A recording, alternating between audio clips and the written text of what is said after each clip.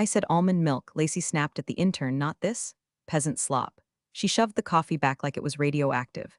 And just like that, day one of her reign began, with a hissy fit over non-dairy creamer in a $9 latte. I was 3 desks away, watching from behind my dual monitors while pretending to review quarterly logistics forecasts. I'd been at Norvale Systems for 12 years. Started when the company still used paper sign-in sheets and the IT guy was a sophomore doing night classes.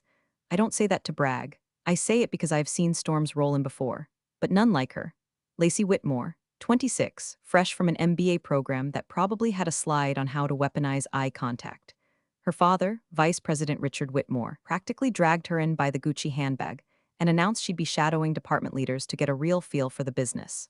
Translation. She was going to hover, interrupt, and micromanage people who'd been holding the place together since she was doing TikTok dances in braces.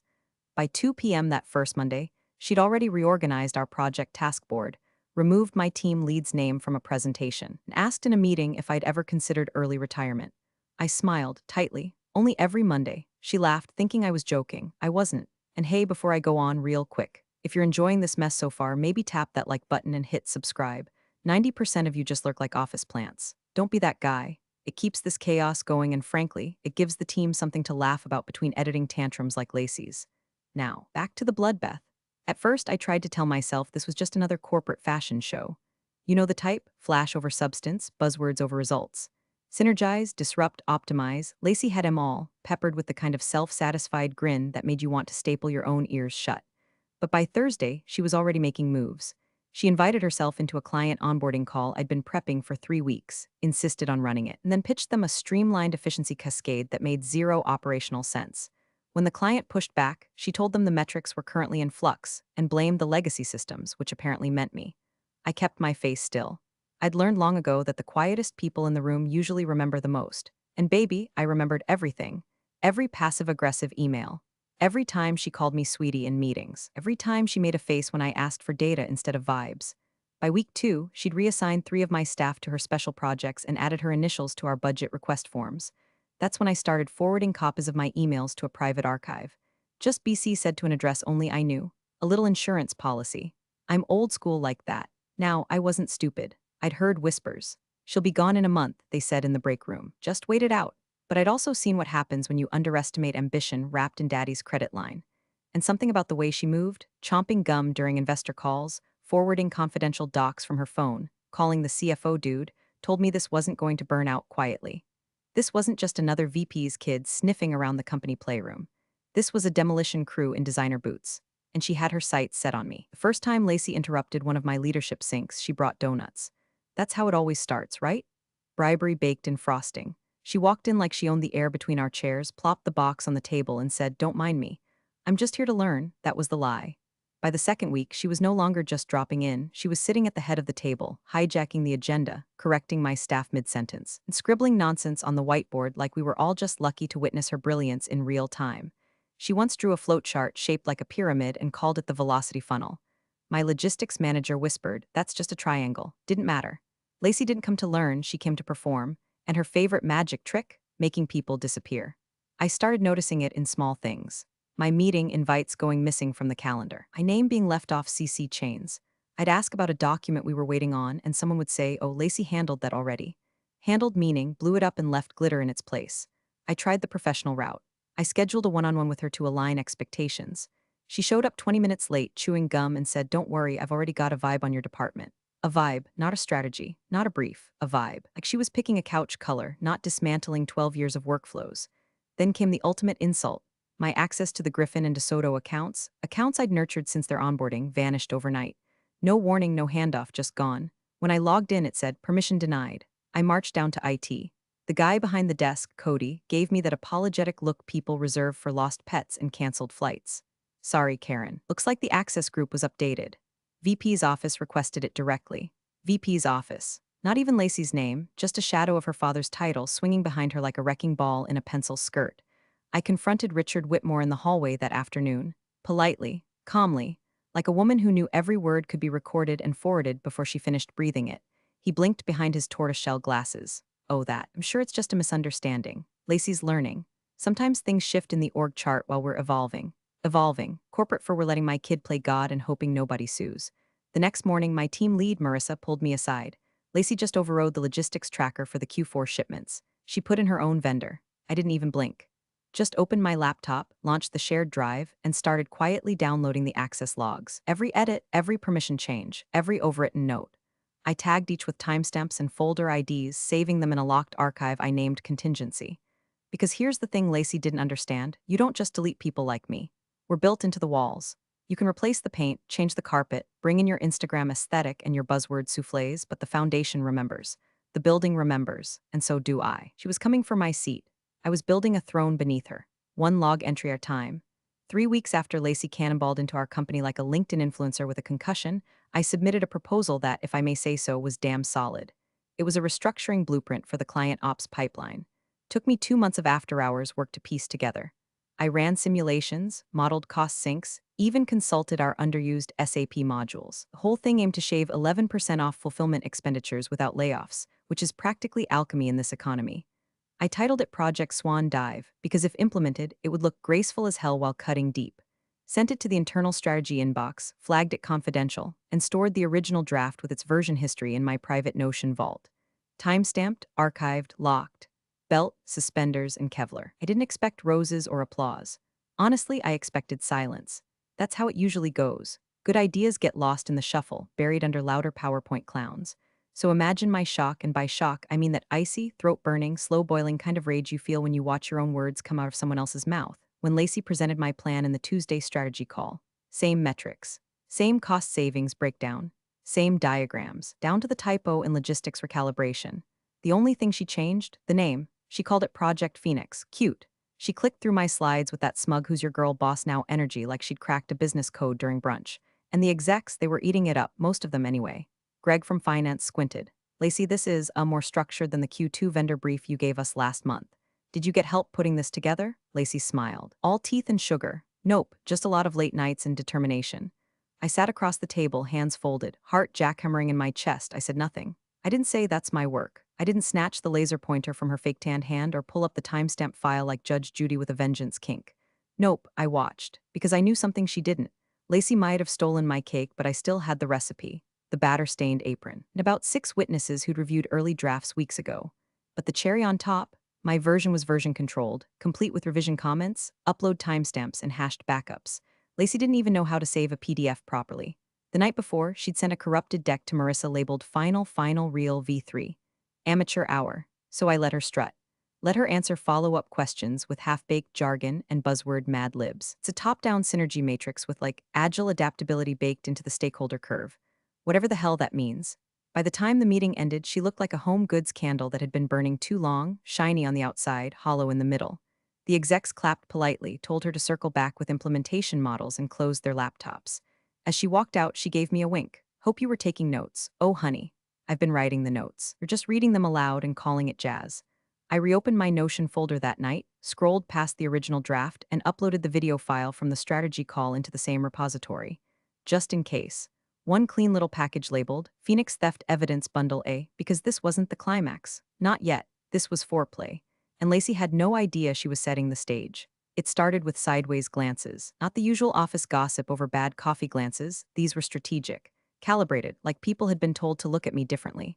My team got quiet when I entered a room. Slack threads that I'd normally be tagged in suddenly scrolled on without me. Conversations paused and pivoted. Then came the HR touch base. Just checking in, Brooke from HR chirped one Tuesday morning, clutching her notepad like it held nuclear codes.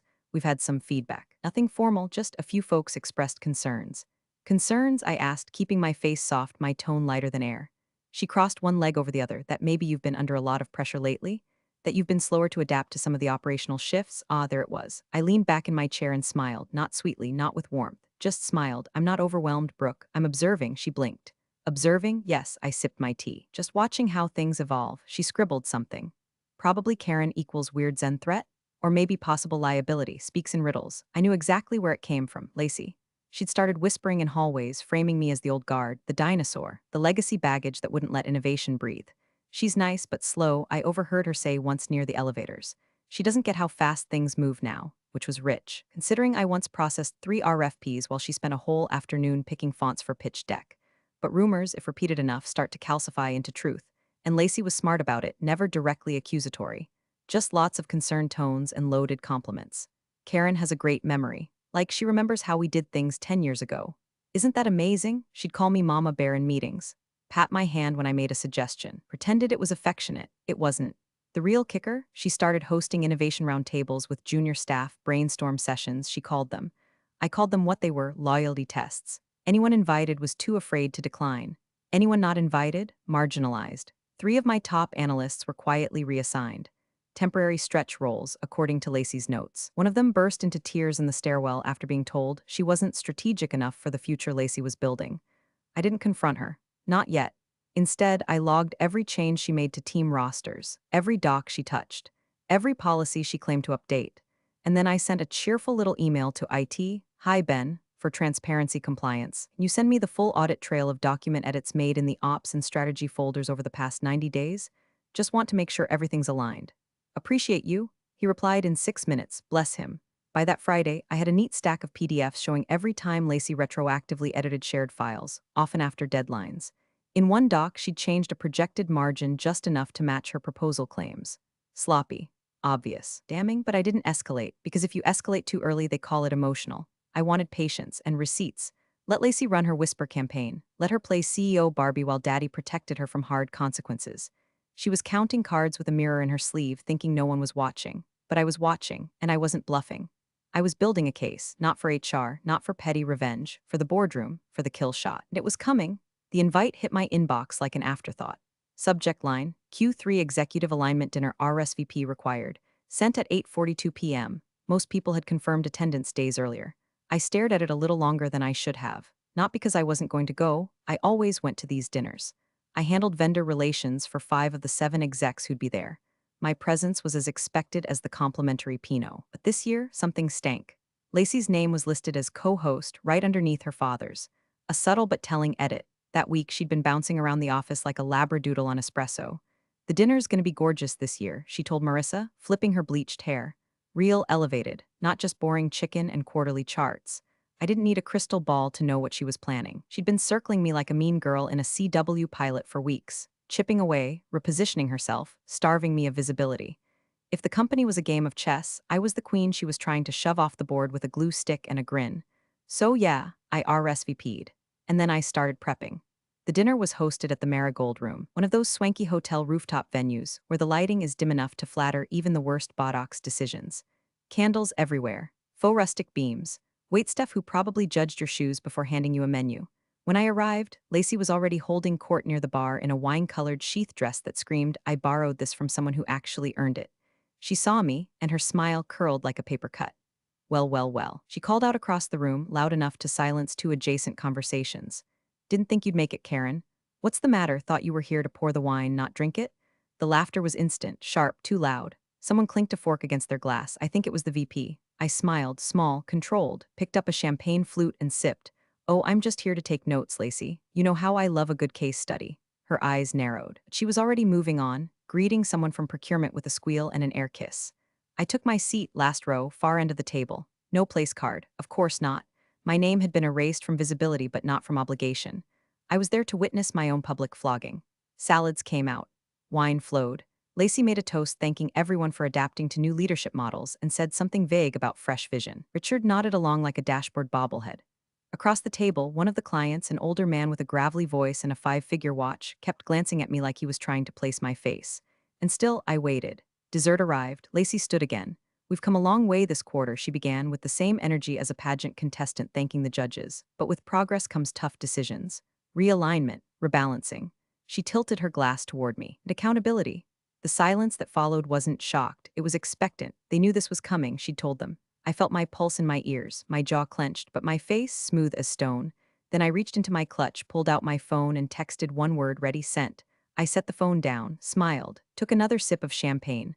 Let her enjoy the last moments of her little monarchy. The crown was already slipping. By the time the second round of espresso martinis hit the table, the room had taken on that boozy hum, half celebration, half slow-motion car crash.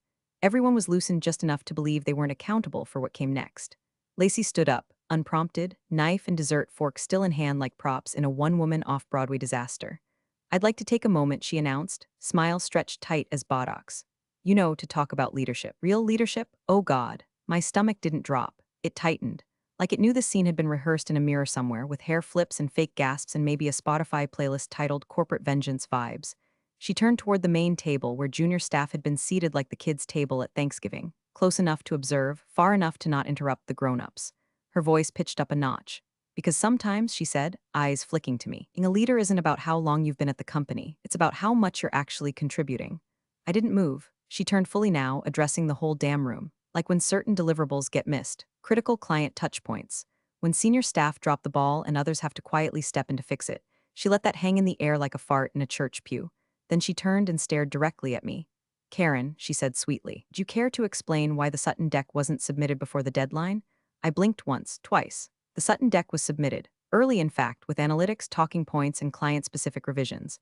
I'd even offered to coach Lacey through the walkthrough call. She declined, said she had it handled. Handled meaning, she deleted the version with my notes, slapped her name on a 6-slide horror show with GIFs, and submitted that instead. Now she was pretending I never turned in mine. I looked around the room. Marissa stared down at her plate. Brooke from HR looked suddenly fascinated with her breadstick.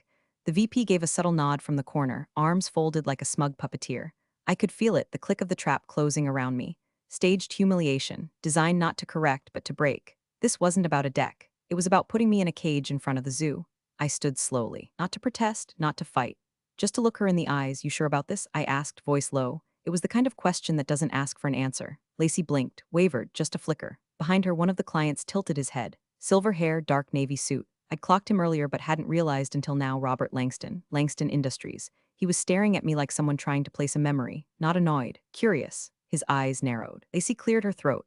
I just think it's important, she continued, faltering slightly, that we, as a company, hold everyone accountable, even our longest-serving employees, because tenure doesn't equal excellence. Polite claps from 2 interns. One guy actually wooed. I didn't respond.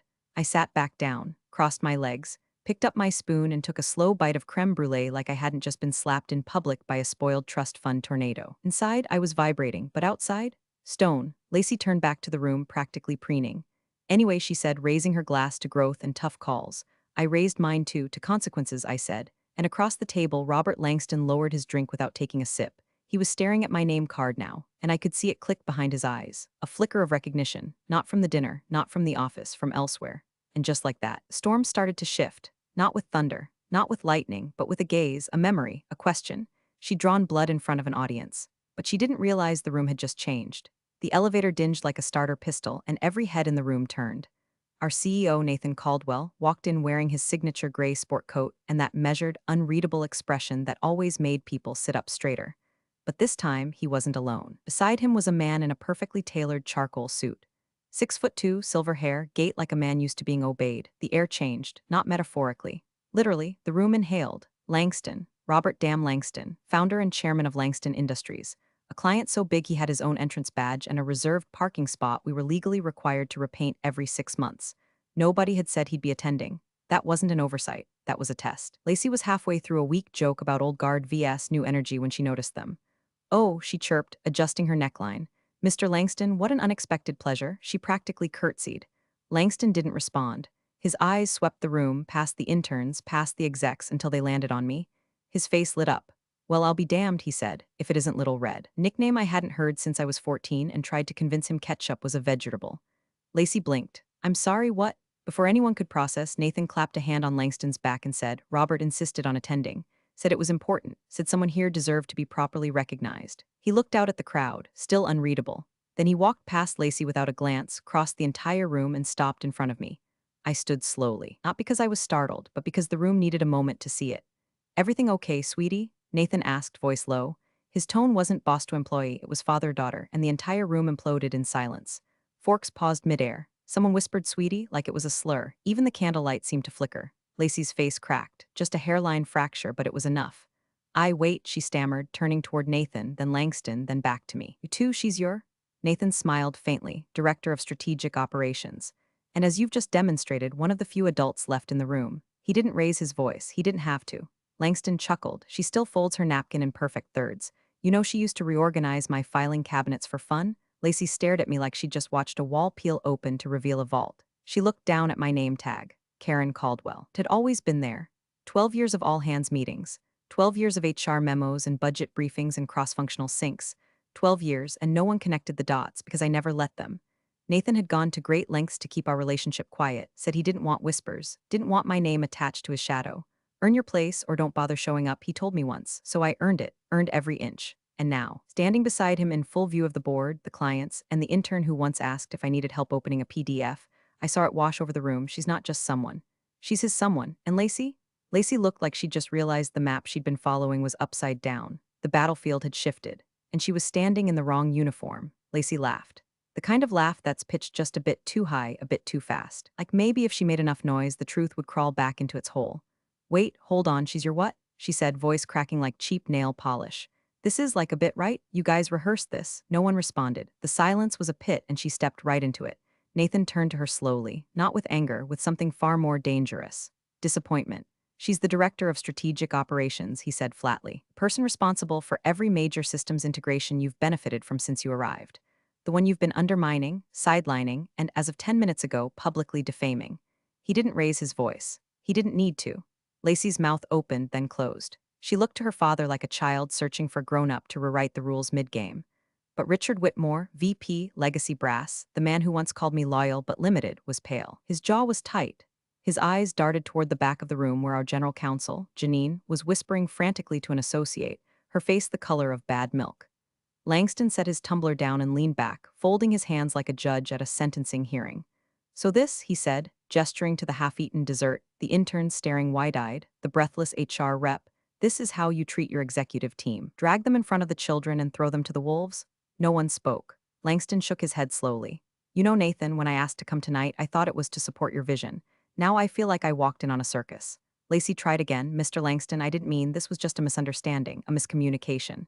I was just trying to uphold standards. Whose standards? He cut in. Yours, she flinched. He turned to Nathan. Effective immediately. I want both Lacey Whitmore and Richard removed from the Langston account. Permanently. Richard jolted forward. Robert, that's no, Langston said. Calm, cold, final. I don't do business with people who run their house like a sorority hazing. Behind him, Janine was already typing. Nathan looked at his watch, understood. Lacey's face went slack. Wait, you're actually doing this? Seriously? You're just going to believe her? Because she's your, Nathan turned to her slowly. She's the one who showed up every day for 12 years and never asked for special treatment, he said. She earned her place. You inherited yours, and you just lit it on fire in front of the company's largest client. Lacey's eyes filled. This isn't fair. That's when Marissa, sweet, quiet Marissa from my team, said under her breath, just loud enough for the table to hear, neither was stealing her proposal. Boom, the entire table shifted. Interns stopped pretending to chew. Even HR couldn't look away. Lacey turned to me, face wet with fury. You set me up, I met her eyes. No, Lacey, I said, voice ice and silk. You set yourself up, I just took notes. She stepped back like she'd been slapped. Her father grabbed her arm, whispered something sharp, she yanked away. Across the room, someone pulled out a phone. Recording? Maybe. It didn't matter. The damage was already gospel, and the whole room was praying they weren't next. Monday morning arrived like any other, gray, quiet, fluorescent. The kind of morning where the office smelled faintly of burnt Keurig pods and resignation. But this one was different, because by 7:03 a.m., every inbox at Norvale Systems lit up with a single, crisp subject line, internal memo, strategic realignment and leadership transition, the kind of title that usually precedes a nervous all-hands meeting and a sudden shortage of nameplates on corner desks. I read it once, then again, slowly. Effective immediately, Richard Whitmore was transitioning out of his role as VP of Business Development to pursue external opportunities. No farewell lunch, no slideshow, not even a paragraph of corporate poetry about his immense contributions. Just a flat line in an email. And Lacey? Lacey didn't even get that. Her name wasn't mentioned. Just an asterisk at the bottom. All access credentials for former project leads not listed above have been revoked as of 6 o'clock a.m. Translation, she couldn't even get in the building. The rumor mill sputtered to life before 9. Someone claimed Lacey tried to badge in and got locked out at the garage gate. Another said she threw her purse at the receptionist and screamed something about lawyer dad and wrong side of history. I didn't care enough to confirm. By 10, I was called into a meeting with Nathan. He offered me Richard's role, full title, full salary, a new car allowance and a bonus with more zeros than a mediocre coder's GitHub page. I let the offer sit there on the polished conference room table like a rare orchid no one expected to bloom. Then I said no, not because I wasn't qualified, not because I couldn't do it in my sleep, but because I didn't want it. I didn't need the office or the title or the glass wall with my name etched in chrome. I wanted something cleaner, sharper, quietly powerful. I'd rather consult, I said, project-based, strategic oversight. Nathan nodded like he'd known I'd say that. What scope? I looked him in the eye, Client-facing hires, approvals, background reviews. If someone wants to touch our accounts, I want to know before they do. A pause, then he smiled. Done. The hallway outside his office was unusually hushed. The usual clatter of keyboards and throat clearing and water cooler sarcasm replaced by a strange reverence. Like the walls themselves knew something had shifted. Queen had stepped back onto the board. I took the long way to what used to be Richard's office. The door was cracked open, the brass plate already removed. Inside it was still. No photos, no plaques, just sunlight cutting through the blinds like bars on a cage, and sitting on the desk a small envelope. My name written in pen, not Karen, not director. Just read, I opened it. 2 lines, written in my father's precise, square handwriting. Proud of how you handled it. You built your legacy the right way. I didn't cry, didn't smirk, didn't gloat. I just folded the note and tucked it into my planner. Then I walked over to the desk, picked up the mug I'd left there years ago during a budget meeting, forgotten, dusty, chipped at the rim. I poured tea into it, took a slow sip, and whispered to no one in particular, not bad for a paper pusher. No headlines, no fireworks, no dramatic exits. Just clean, silent, earned power. The kind of revenge they don't see coming until the crown's already been lifted from their head and passed to the woman they never thought to fear. Appreciate you sticking around, you legends of the break room. Subscribe for more chaos. Let's make your old managers spill their coffee in fear.